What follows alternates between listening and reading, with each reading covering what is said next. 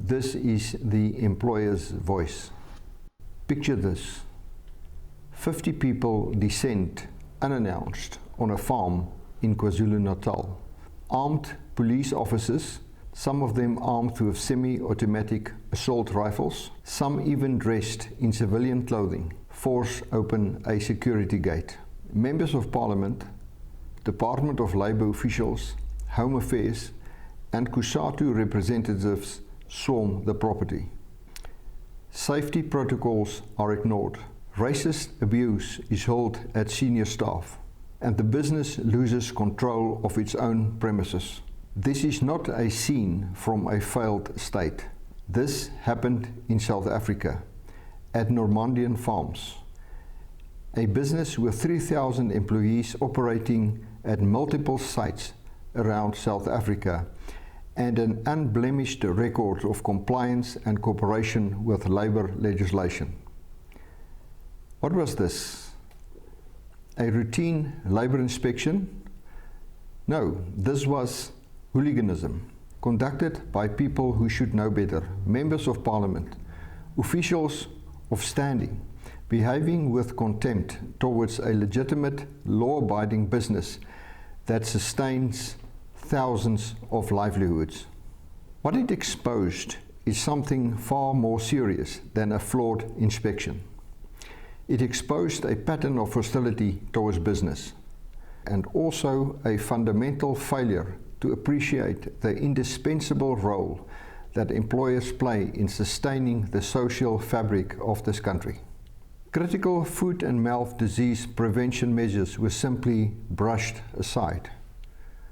Think about what that means, not just for this farm, but for the broader agricultural sector. And this was not an isolated incident. This is a pattern of abuse. Business owners deserve far better than this. But beyond the outrage, there are things every employer needs to know, because this could happen to you. Labour inspectors do have broad powers to conduct inspections, including the right to access your premises. That right is real, and it cannot be unreasonably withheld. However, and this is critical, that right belongs exclusively to certified labour inspectors, their interpreters and their designated assistants. It does not extend to members of Parliament, not even to members of the Portfolio Committee on Labour. They have no legal authority to enter your premises during an inspection. The police may gain access, but only when circumstances genuinely warrant it. Armed officers present at a routine labour inspection, using threats of arrest as leverage. That is an abuse of power, plain and simple. So, what do you do if this happens to your business? First, stay calm and keep your head. Insofar as it depends on you, do not allow the situation to escalate. Second, require every inspector to identify themselves and present their certificate of appointment before granting access. Third, insist that all visitors comply with your security, health and safety protocols. On a farm, these protocols exist for serious reasons. They are not optional. Fourth, if members of Parliament attempt to enter, refuse them. Politely but firmly.